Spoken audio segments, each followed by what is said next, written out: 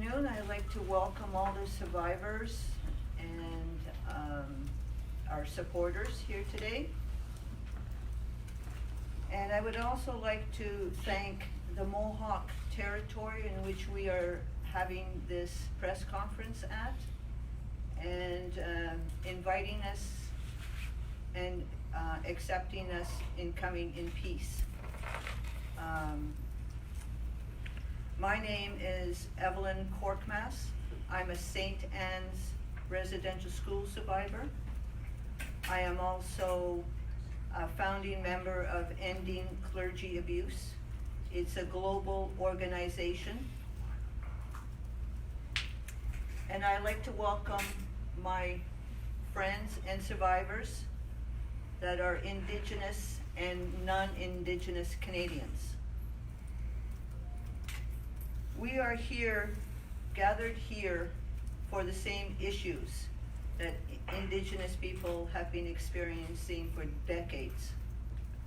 And we are very honored that our non-Indigenous partners have joined us in our fight to end clergy abuse.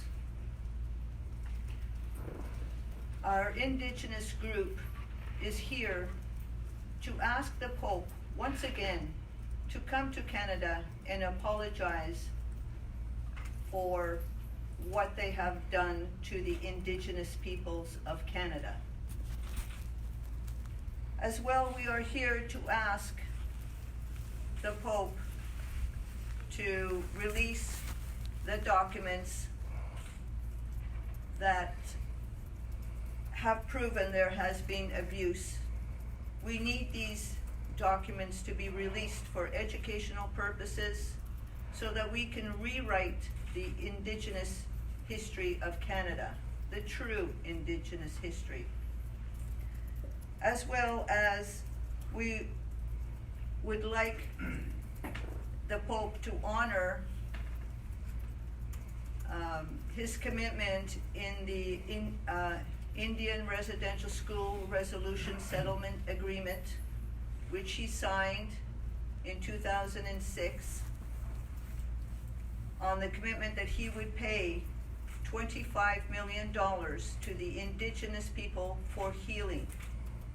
As we all know, in Canada, we have an epidemic of drug abuse, suicide epidemics, and health issues that are related to the clergy abuse. This is something that does not end with the survivor. This continues into intergenerational abuse. And we are also asking for zero tolerance. Zero tolerance to me means that if a credible clergy abuser is found guilty of abuse, to be removed from priesthood. Period. End of story. It's very clear. As well as those people that cover up these abuses within the church, to be removed. We're all here for the same purpose. We need transparency and accountability for these actions.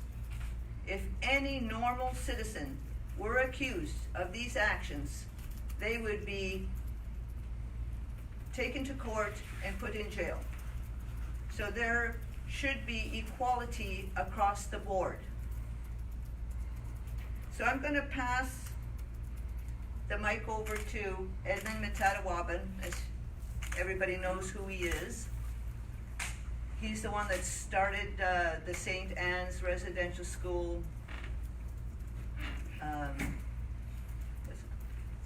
committee. Thank you, Evelyn. My father was a survivor, St. Anne's Residential School. And when he admitted me into St. Anne's Residential School in 1956, he already knew about the strapping that the inmates received. He already knew about the electric chair. That chair started in 1941.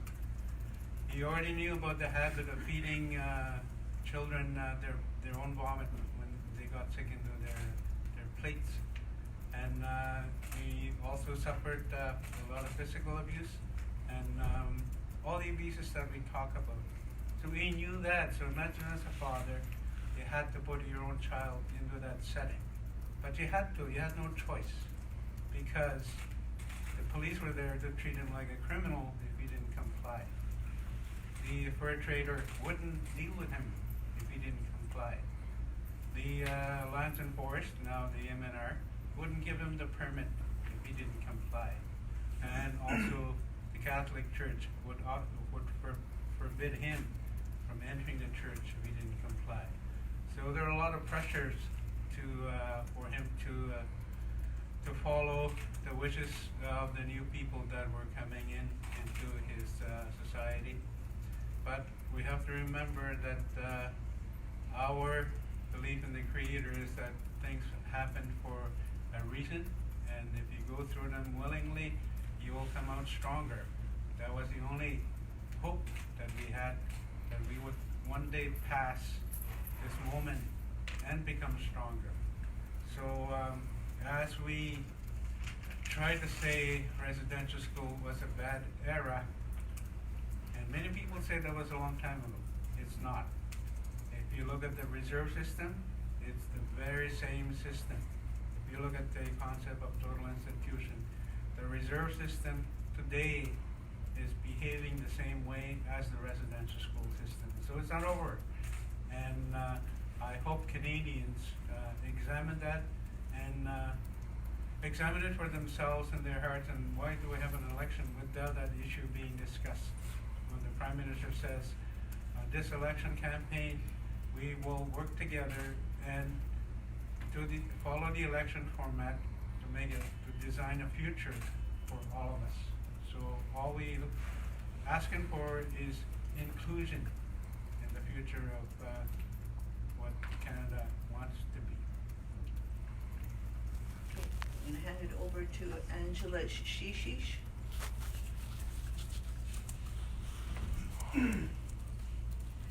Kawajig naswe namanentin o tepech tagasinian estebeji etosteik o mam aski hapeji si mamopia. Nenanas ko mau hanos mina kawas pemate si hemineta hanos kagi siganek pemate sunano e gai keskenta mahtante mina gishanagok hatinepaya hwe. Good morning. Hello. My name is Angela Shishish.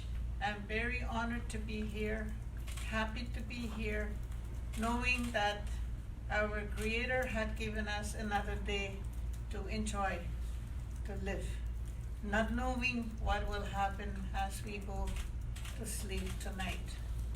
I am a survivor, originally from Mattawapskat, survivor from Indian residential school from Fort Albany. I went into Fort Albany in 1952. That's the first year that I was in.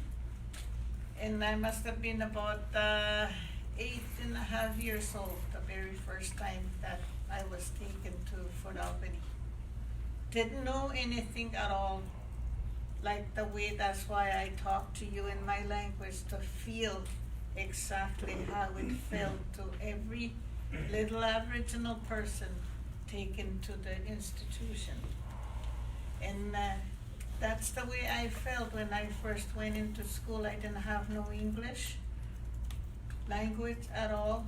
I did not know how to write my name, didn't know how to read ABC, but yet I knew how to read my syllabic system and my language, which my parents had taught me. Yes, my mother was a survivor too from the residential school. At that time when she was in school, it wasn't that bad for her. She was only there for 2 years. But she didn't know the torment that I went through, me and my sister, when we went to school. She didn't know how the treatment was. They didn't know. My father never went to school. He never went to residential school. So, like Edmund says, if you didn't obey what the government and the church says, you have to send your children to school. We have to take them. There was consequences that you have to pay. You either were a criminal and be taken to jail. Those were the threat that people used to get, even if you don't want to send your children. Because I remember one time when the missionaries, Indian agent at that time used to be called the Indian Affairs, when they came to the door and they said, how many kids you gonna send to school? And my father says, none. And he said, and they told him, if you don't send your children, you're not gonna get no help from the government. You're not gonna get nothing. He says, I never got anything from the government. I don't know what you're talking about. I provide for my own family. I do trapping, I do hunting to provide for them. So I don't know what he had given me or he would give me. At that time, I don't think there was a welfare system yet. And I went there in Fort Albany for longest time. And yes, I've seen a lot of things that should have never happened. Because myself too, not knowingly that I was supposed to finish my meal, breakfast, and when I was told to eat it, I got sick in my own bowl and I was given to eat my own vomit, which I never encountered from home. Even if you sit on a table like this, like you were considered an animal, a savage. Only animals don't know how to sit on a table, I was told, and that's when I got hit the hard book. Like, I still have that mark here on my arm. Those kind of tortures. Even worse I went through, but I'm not going to mention now because I don't want to talk very long. But the only thing I want the Canadians to know is what the Aboriginal people went through in those institutions, not only in Fort Albany, all over Canada. It's unreal. The stories you hear is unbelievable, and that's the truth. We're not lying when we said this is how the churches, how the nuns, the priests, brothers treated every Indigenous child. I don't think you ever seen anybody doing that to their own children, their own pets, the dogs and the cats, to mistreat them like that. It's so scary when you think about it. But I'm over with that now. I'm begin to be strong. To be strong, not to dwell on that. But I want healing for my brothers and sisters across the land. So we want losing more young people that are committing suicide, using drugs, all kinds of stuff in our reserves. It's all over. You see it. And like I had said when I went to Parliament, when I sent a message to the Pope for the apology, that's what I want, it's an apology for the Indigenous people, not only for us, but across Canada. Because everyone is suffering, everybody is suffering. And that's what I had sent to the Pope when I went to Parliament when we sent him the message. We are not targeting on him. He's not the one that did that, but he knows it's the congregation, in his congregation. So what is so hard for him to say, I feel bad, sorry for the treatment that indigenous people had in this country. That's what we want to hear. We're not targeting him. He's not the one. He's not the one that abused the children. There's so many abuses that went through the little children: sexual abuse, physical abuse, anything, you name it. You know, it should have never happened. No, like, we are still a human being, no matter what. Our Father in heaven look at us exactly the way he looked at everybody.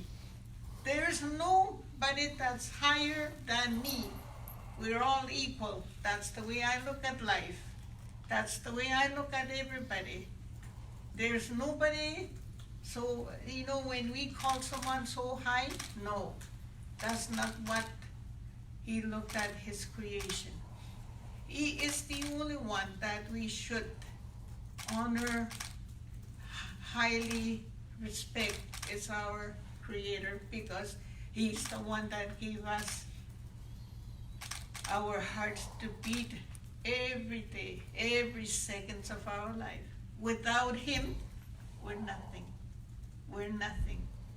So again, that's what I want for the Pope to send his apology, or even to come to Canada. To come to Canada, because he's the head of his congregation.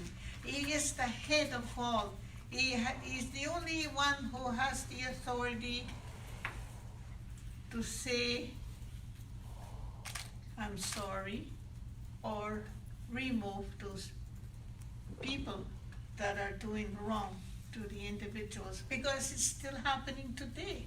It's still, we don't know it, but it's still happening today. And the institutions that we were in, it's still going on today. CAS system is the same thing. It's just repeating every day. No wonder now when you look at the prison system, a lot of Aboriginal peoples are in there. It's overcrowded, and that's the reason. That's the reason why. And to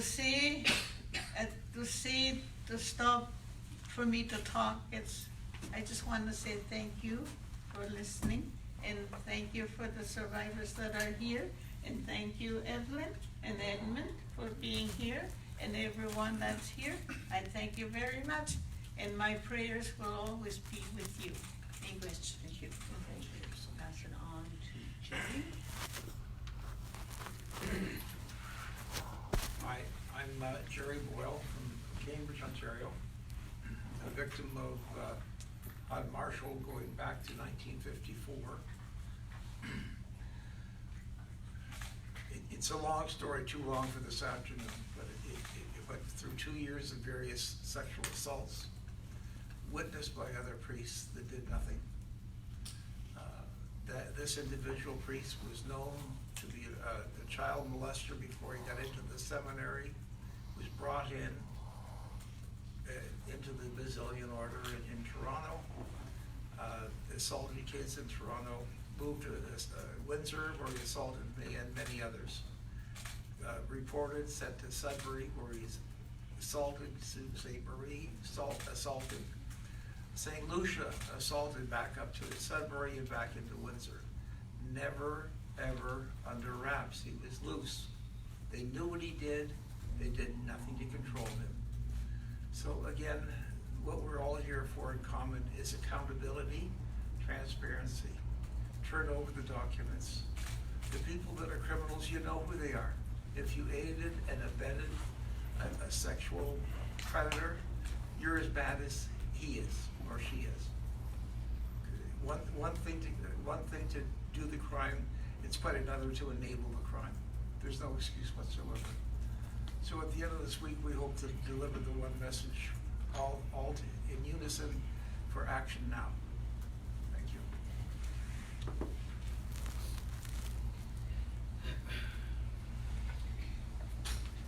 Hi, my name is Gemma Hickey. I'm from St. John's, Newfoundland, Labrador. I'm very moved by what I just heard. I just want to say that I know that the Creator has been acknowledged for keeping our hearts beating, but folks around this table have certainly kept my heart beating, and without you all, I'm nothing. That's how I feel.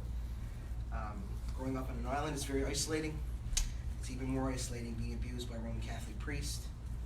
I was abused by a priest when I was younger, sexually, and I settled out of court. One of the things that I put in the settlement was for this priest to retire, because I knew of one other victim. And the church lost the files, and eventually he was placed back in charge of 2 parishes. People knew and did nothing. I had the support of one priest, and he's always done right by me. When I was abused as a female. Female, I use the term loosely. I've never really felt female. I'm transgender and I identify as non-binary. It's been very difficult coming to terms, even after 22 years of being abused, trying to figure out, was I abused as a girl or a boy? How was I abused? How do I embody my own abuse? So part of my healing process has been founding an organization called Pathways in St. John's, because Newfoundland and Labrador has been ground zero when it comes to this type of abuse. And that when allegations erupted from Mount Cashel in the late 80s, Mount Cashel Orphanage for boys, they prompted allegations to come elsewhere in the world, all over the world and in other places in Canada. So I'm proud to be here today to represent Pathways and my province, to be at this table with these individuals, these incredible individuals, to meet with bishops and demand accountability, transparency, and justice. Thank you. Hi, my name's Marion Kelly. I do have speech when I'm anxious. I have a speech problem. I am the leader of SNAP in Toronto. I am a survivor, and I would just like people to know it just hasn't happened in the past. I get calls all the time from people. People show our group a lot, and I feel that nothing has changed.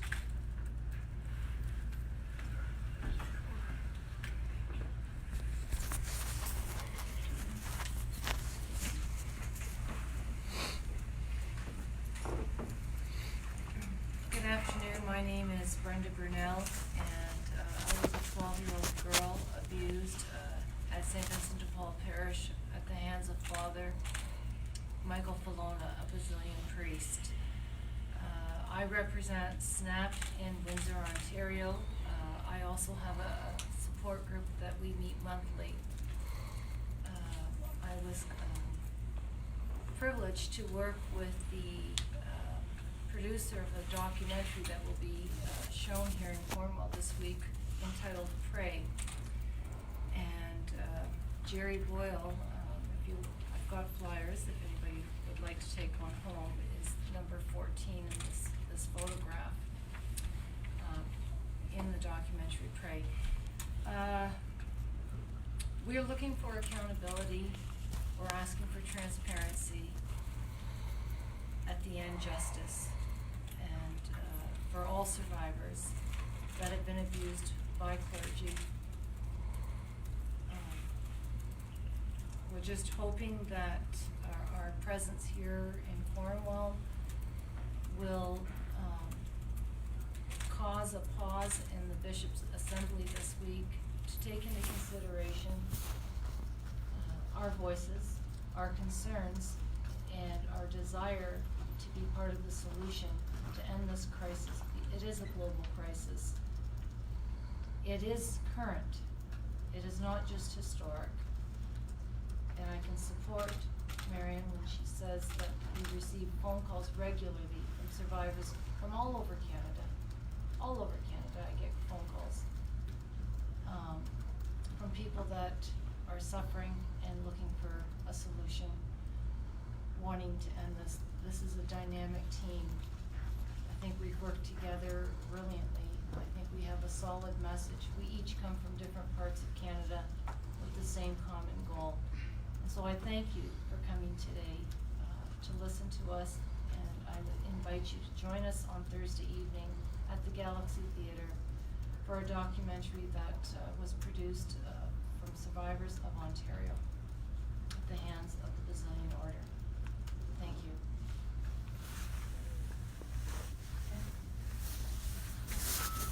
Hello, my name is Nancy Mayer, and I've been a social worker in this province for 33 years. I've worked throughout my career extensively with people who've been victimized within the walls of institutions, including many people who have been harmed by priests and nuns in the Catholic Church. We had a very important meeting last night.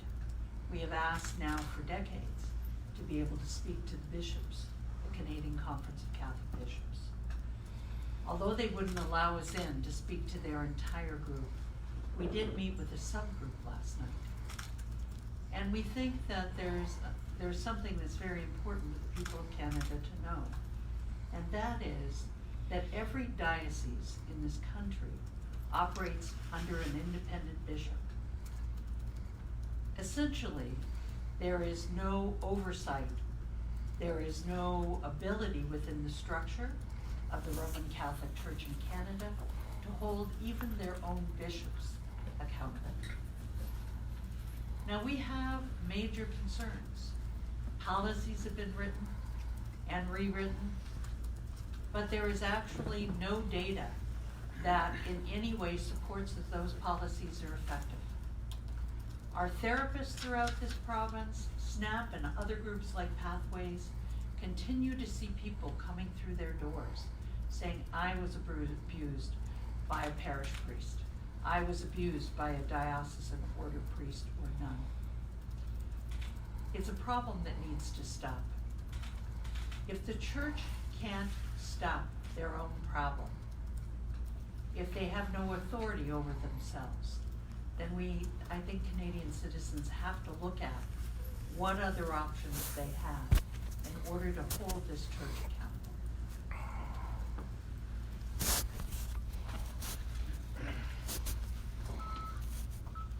Thank you. I'm Leona Huggins from Vancouver, British Columbia. I represent SNAP in Vancouver, and I'm also an active member of ECA Global.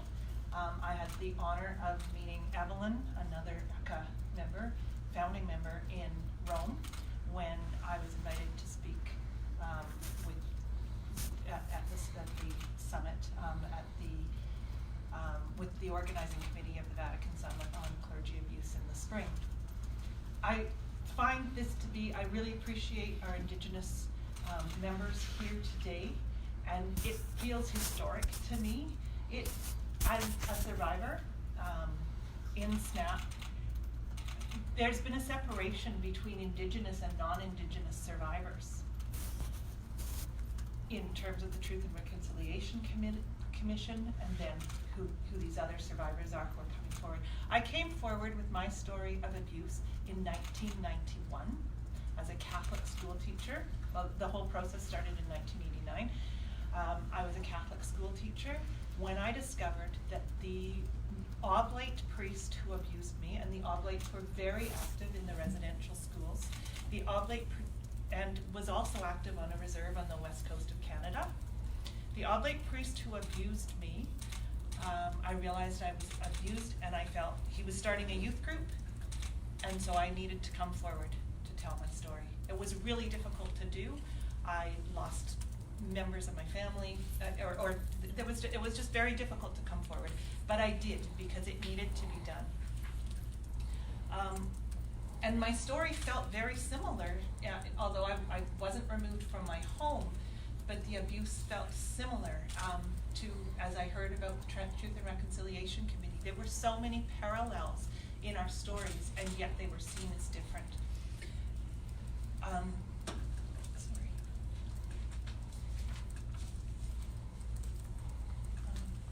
Last night, our meeting with the bishops was very cordial. We brought up our concerns and they felt really listened to. But what we still need to see is action. They admitted that they have absolutely no way of forcing, holding their own policies and procedures. We're self-funded. We came here on our own dime. Bishops have been hired through their Congress, paid through their, but they have failed to police their own. We find credibly accused and convicted priests still in ministry. One of the bishops who was there last night is standing in this picture. The offender in my case was jailed in 1992. He went to jail for 9 months. He's standing here in this picture in 2008 or 9, right next to one of the bishops who was in the meeting last night. Having gone to jail, he was put back into ministry and found a place within a community. The bishops, whether they knew or they didn't know, it was their responsibility to know. They ought to know. And that's why we are calling on them to release the names of credibly accused clergy. We need to know we need them to release the names. The majority of priests are not taken to the criminal courts. It is a very arduous process to take someone to the criminal courts. Having done that, I know how arduous it is. If priests leave the profession quietly because their bishop lets them, they will end up in the helping professions. They will end up as teachers. They will end up as social workers. They will end up as social workers. And there will be no record of what they have done to children. We need the bishops to release the names. They can talk of creating safe environments, but the average age of coming forward for someone who's experienced abuse is 52. It takes a long time to come to terms with what happened to us as children. So if it's really difficult for an adult, no matter what safe environment, we do not have the facts. We do not have the scope of the crisis. We don't know if there's a safe environment because we have no research to back that up. So we're also calling for the bishops to release, to give some funding for a third party. And the bishops, some of the bishops last night mentioned that it was important to have a third party group that would oversee them because they do not have an ability to hold each other accountable. From our point of view, as those that answer the phones of victims and survivors, again, on our own dime, we hold numbers where people can come forward. When we receive these calls, we recognize that abuse is still happening. It will always be, church officials will always be able to say that it's a historical crime because a child can't speak of it at the time. They wait till they're much older and feel safer to come forward. So thank you so much for coming today. We have a Facebook page of events. It's Action Now. We will, throughout the week, we're here throughout the week. We have a variety of events that are ongoing, and you can check on our Facebook page and we will update you. Is there anything else that was missed? I guess our theme for the week and what we're asking. Yeah, so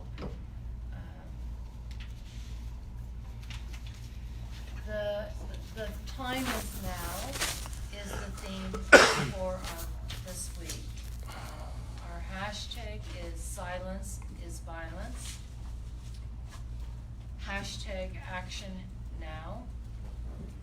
And touched on the bishop accountability list, that we would like that. We touched on our request to the bishops to fund an independent party to manage that list, and to no longer, like, for priests to have to report all accusations to civil authorities, no more self-monitoring.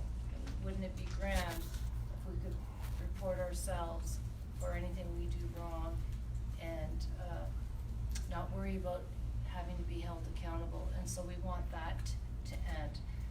If they really want to see change, and they want to show the public, the Canadian public, that the church is working with survivors to end this clergy abuse, don't stand at the pulpit and ask to come to us and we will offer healing. Instead, stand at that pulpit and say, if you have been abused by any clergy member, please call your local police department, report this crime. They will get in touch with us for their investigation, but no more self-monitoring. Action now. The time is now. Thank you.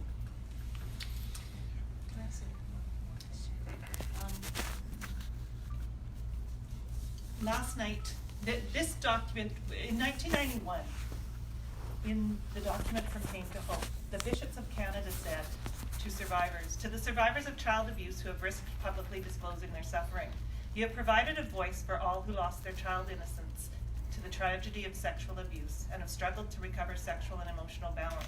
We thank you because your heroic action has been a prophetic catalyst for fundamental change in the way we relate to those who are mistreated.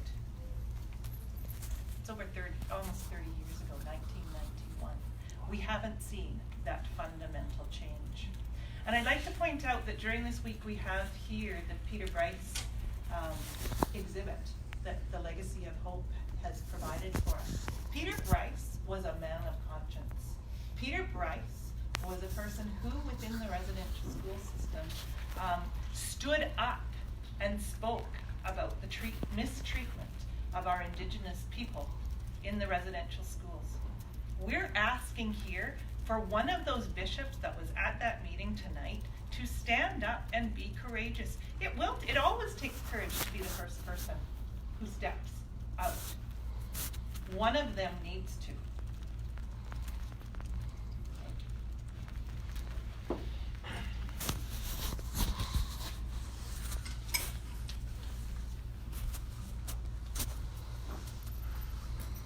I would like to address our Canadian audience and ask them to help us and join us in trying to change the laws to protect our children, our grandchildren, and all the Canadian children in Canada.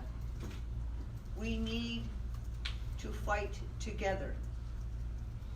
Also, I would like to ask you, what kind of a society are we if we look the other way?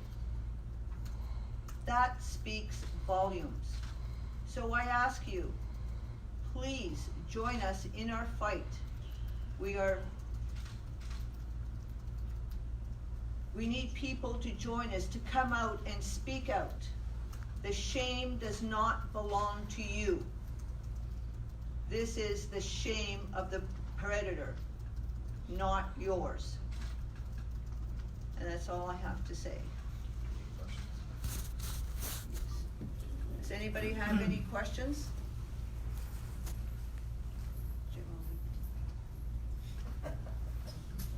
Okay. I always have questions. Octavia from the Globe. Could you tell me a little bit more about the third-party oversight that you're seeking and what role it would play? Is that something like in Ireland, like a safeguarding body, or is it something that would review cases? What do you want to see out of that?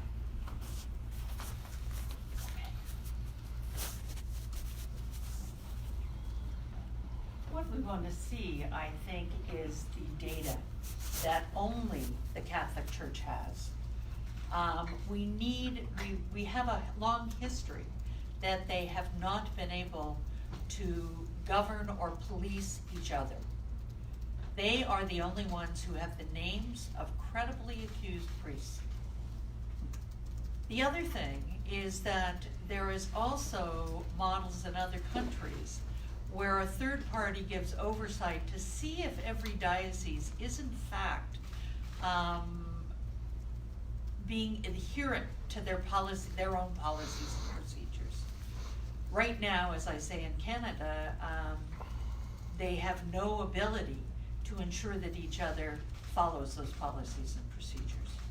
So again, we're looking at a third-party research organization in essence that would keep and publicize the names of credibly accused priests and would also conduct research into seeing about whether or not each diocese on a regular basis is in fact following their own policies and procedures that have been written in terms of keeping children and vulnerable adults safe. Their guidelines we had discussed last night that they follow should in fact be law, not guidelines.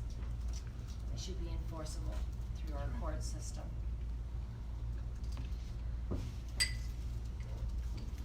Teachers, social workers, counselors all have a governing body, a college, something where they're asked to register. Regularly it's sent out when a member of those bodies transgresses the ethics within the Catholic Church. That's all kept secret. And yet, we know that the Catholic Church is a great keeper of records. If you've ever tried to do genetic research, you know you go to the church for your baptismal record. They're very good at keeping records. It's in canon law to keep records. And yet, the Canadian people who support a funded or partially funded education system in every one of our provinces is allowed to operate with no oversight. These men who run the Catholic Church, these orders that they talk about, even the ordered priests who are separate than diocesan priests, the bishops say, well, you can't get that information. The orders have them themselves. These ordered priests, the oblates, trained the next oblates. So just as Edmund said, his father's, the legacy and the lineage of these oblates, who they taught each other how to be in the world. They taught each other how to hide some of the facts that we deserve to see. And they didn't just work in residential schools after they left the residential schools, after residential schools closed. They came and worked in parishes, in our communities. And they abused people within parish communities as well. They didn't just stop because the residential schools closed. They continued on. You know, I think if a priest was to destroy or to take a life, then report him. But when they take away the spirit, when they take away the life of an individual through the lack of reporting, they can't do that with a policy change. It has to be strict rules within the organization that if you're caught, you're being turned over. That is a crime. You're going to have to answer. We're not going to bury it. We're not going to minimize, blame, and deny. We're going to turn you over. And at that point, they can come out. If they come out innocent, well, good for them. But if it's credibly accused, turn them over immediately. Thanks so much for that. Just wanted to jump in and say, survivors are the ones that serve a life sentence. Many of these priests get to retire and continue on as if nothing happened because they haven't been reported or they're protected by the institutions that are supposed to be protecting us. Over the years, I've supported numerous survivors and been in court by their sides and listened to lawyers from the church say that, you know, they would have ended up in this situation anyway because they already had barriers. They were already orphans, or, you know, they struggled with addiction later on in life, but perhaps that had something to do with, you know, their family circumstances or being orphaned. You know, I've had a pretty hard life, and I've come gone through it, but and there's been other challenges in my family as well, but it's not those family members that I've had issues with or struggles with over the years that I think about every day. It's the priest. It's the priest I think about every day. Still to this day, I think about that priest, and you learn to live with it. You don't ever get over it. And I just wanted to add that we're the ones that have to live with that day to day, and that comes into every aspect of our lives, our relationships especially. So I just wanted to comment on that, and it's a good point, about record keeping, because in my particular case, the diocese lost the files. So anyway, thank you.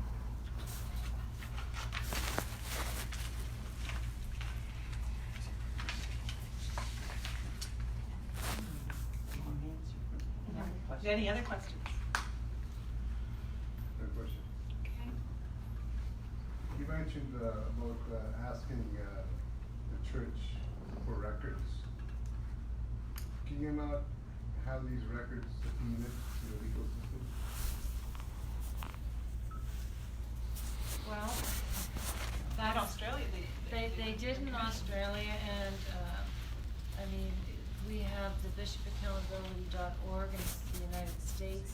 Canada's way behind, on this issue, and it's certainly on the top of our priority list this week to try and encourage the bishops. But again, what we were informed is that each diocese is self-governing. They have a guideline that they follow, and they have no way of knowing whether or not one bishop is following it or not. And so we need the pressure from our community, our partners, other survivors, congregants that go to Mass each week, citizens that are non-Catholic but just see this as a horrendous crime for what it is, to stand with us, beside us, and speak out. And, maybe public pressure on our government. They have a tax exemption, the Roman Catholic Church, here in Canada. And they're abusing the vulnerable adults and our young children. And they get the tax break. We should be outraged as citizens of this country. We need to empower each other. We need to support one another, whether you've been personally affected or not. It's just wrong to abuse a person, whether you're a child, my age, a senior, like someone older than myself, male, female. It's wrong, it's illegal, it's a crime. In my case, I did not go through, my priest was not criminally charged. So to speak to Nancy's comment, he could leave and take work in another community as a social worker, and he's never gonna be reported as being a pedophile. Why? Because it didn't go through the criminal court system. They settled with me out of court.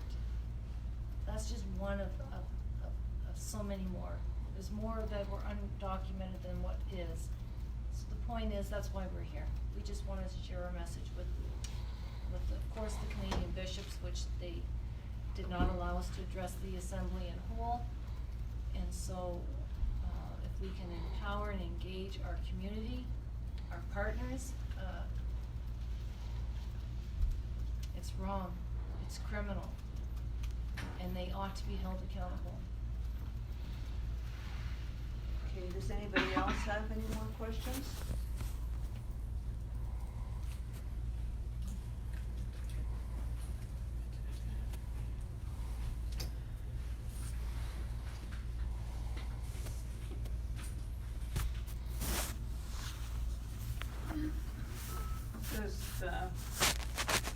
Just a few words. It is very, very hard for me to digest what I just heard from our fellow brothers and sisters in our group.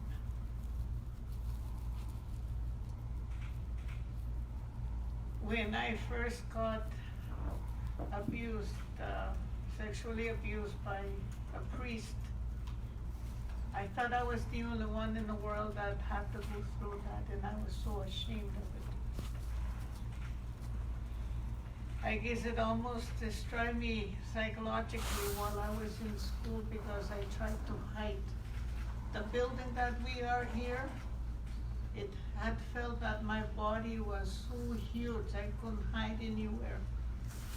That's how I used to feel, and I couldn't eat. When I got home, I was so skinny. That summer at the end of that school year, when I went home, my mother asked me, "Don't they feed you in school?" And I didn't say anything. I just made it like everything was normal. And I understand every individual that spoke here. I understand the feeling you went through, the hurt that you went through. We are the victims. We are the prisoners of all what went on. And yet, the abusers were all free, doing their own thing. No one was allowed to say anything, to report anything. I tried to report it to my supervisor at that time, after it happened to me, and what she did was she just sort of pushed me away. She says, "You're lying, you're just acting like a little child," because I was crying. "And you better not say anything," that's what I was told. And up to this day, sometimes I remember that day. It was sunny afternoon, sitting on a dentist's chair. I remember that up to this day. I don't think I'll ever forget it. I think I'll take it with me into my grave when I die. But again, once again, what I want to say to the rest of the congregation of Catholic Church, it's time the bishops realize to really explain to their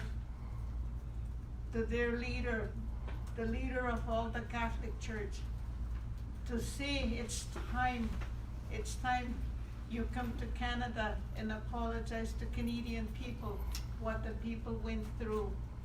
Not only the Aboriginals, but everyone that had accustomed to the sexual abuse and any kind of abuse from the priests, the nuns, brothers. That's what I'd like to see. What's the purpose of having truth and reconciliation? To me, truth and reconciliation is nothing to me. It doesn't apply to the Aboriginal people. It applies to the church, the government people. That's the way I look at it. I'm not afraid saying that. I never believed that truth and reconciliation. What's the purpose of it? What's the purpose of it? Our brothers and sisters in the Aboriginal world are dying, killing themselves because too much abuse with the drugs. And nothing has been done about it. Nothing has been done. It's time the Canadian government to wake up and see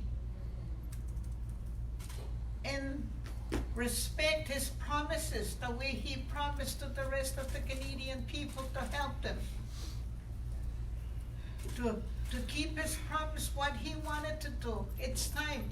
Enough lying just to get to the seat, to be in the leadership. Juan and Pichimigues, thank you very much.